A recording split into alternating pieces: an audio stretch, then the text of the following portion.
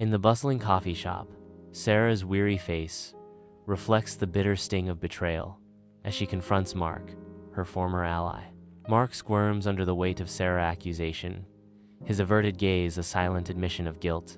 Sarah's voice cracks with a mix of disbelief and hurt as she reminds Mark, "I helped you get that promotion." Sarah's words hang heavy in the air as she follows up with a simple question. "And now this?" Mark's feeble denial echoes in the crowded cafe, a desperate attempt to mask his deception. I don't know what you're talking about." Sarah unlocks the door to her cluttered apartment, a sigh escaping her lips as she steps into the familiar chaos. The shrill ring of her phone pierces the silence, a momentary distraction from the weight of her solitude as she answers with forced cheer. "Hey, David, how's your night going?" David's curt replies busy. "What's up?" Begin to chip away at her facade, revealing the familiar sting of his detachment. Her heartfelt words, "Just wanted to say hi. Missed you today," met with the coldness of his preoccupation, as David retorts, "Yeah, well, I've got a lot on my plate. Listen, I can't talk long."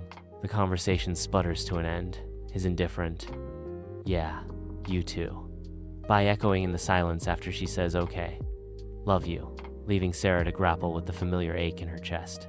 As the line goes dead, Sarah clutches her phone, confronting the painful truth that she deserves more than the scraps of affection he offers. The stark realization dawns that this pattern must end, as she vows to break free from the cycle of unavailable men.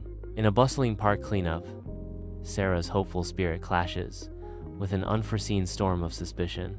Enthusiastically diving into her task, Sarah's optimism shines, unaware of the looming shadows of doubt.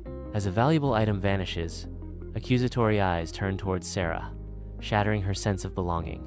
Despite her innocence, a wave of mistrust engulfs her, amplifying her feeling of unjust isolation. Sunlight pours into the therapist's office, where Sarah, weary and lost, grapples with the enigma of her self-sabotaging choices.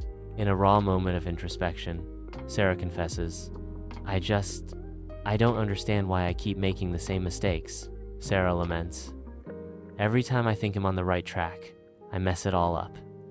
My judgment must be completely off," revealing her profound self-doubt. With gentle empathy, the therapist probes, "It sounds incredibly frustrating, Sarah. Let's explore what might be driving these choices." The therapist gently urges, "And more importantly, Sarah, can we find a way for you to extend some self-compassion? You're being very hard on yourself," offering a path toward healing.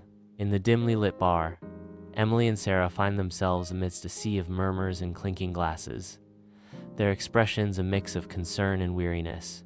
With earnest eyes, Emily urges, "You need to be more careful, Sarah, more selective. Think about what you need first." Sarah responds with a sigh, her weariness evident as she whispers, I know. It's just easier said than done." The weight of unspoken truths hangs heavy in the air as the two women grapple with the complexities of life's choices. Bathed in the cold glow of her laptop, Sarah confronts the mirage of instant wealth, her apartment a silent witness to her mounting desperation. A moment of hesitation flickers across Sarah's face, a brief battle between doubt and the tantalizing promise whispered by a stranger's words. In a moment of weakness, Sarah succumbs to the allure of financial freedom, her finger hovering over the Invest Now button, sealing her fate. Fueled by vulnerability, Sarah impulsively clicks the button, a decision hanging heavy in the air.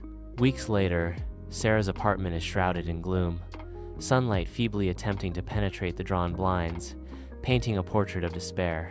Clutching a crumpled statement, Sarah's red-rimmed eyes and tear-streaked face betray the crushing weight of defeat as she whispers, "No, no, no, no, no." A sob escapes her lips, a raw, animal sound of utter despair as the weight of her mistake crushes her. In a moment of bitter realization, Sarah mutters, "How could I be so stupid, so trusting?" The apartment, once a symbol of her independence, now transforms into a suffocating cage of her own making, as she is adrift in a sea of regret. Amidst the relentless pulse of the city, Sarah wanders aimlessly, her thoughts a maelstrom of doubt and longing. The faces of strangers, etched with purpose and joy, serve as stark reminders of her own unfulfilled dreams. A silent question echoes in her mind. Will I ever find happiness? Amidst the towering shelves of the library, Sarah embarks on a quest for self-discovery, delving into self-help books with newfound determination.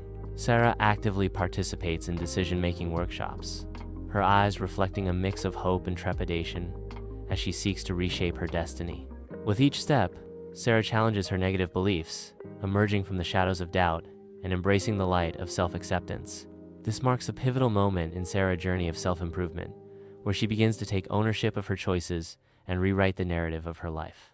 In the sun-drenched coffee shop, Sarah's determined gaze locks onto Mark, the air thick with unspoken tension. Mark's nonchalant smirk masks a growing unease as Sarah's words cut through the cafe's lively ambiance. Mark, we need to talk about the project. Sarah's voice hardens, her eyes blazing with righteous indignation. I know you plagiarized my work, and I won't stand for it. Mark's bravado crumbles as Sarah reveals her trump card. I have proof, she declares, her voice resonating with unwavering resolve. Cornered and exposed, Mark stammers, his carefully constructed facade shattering under the weight of Sarah's accusation. With unwavering conviction, Sarah delivers her ultimatum. My name goes on that project, alongside yours, with equal credit, she demands, her voice leaving no room for negotiation. Sarah, filled with a renewed sense of purpose, steps back into the park, ready to face the volunteers. Surprise and curiosity ripple through the volunteers as Sarah approaches, her expression radiating sincerity. With heartfelt sincerity, Sarah admits, I'm so sorry for the misunderstanding the other day.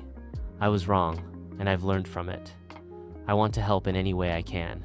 Volunteer 1, taken aback, retorts, well, I didn't expect that. Volunteer 2 acknowledges Sarah's courage. We appreciate the apology, Sarah. It takes courage to admit when you're wrong. Bathed in the ethereal glow of dawn, Sarah sits in solitude, a silhouette etched against the vibrant canvas of the rising sun. As the sun ascends, memories flicker across Sarah's face, a delicate dance of past pain and newfound understanding.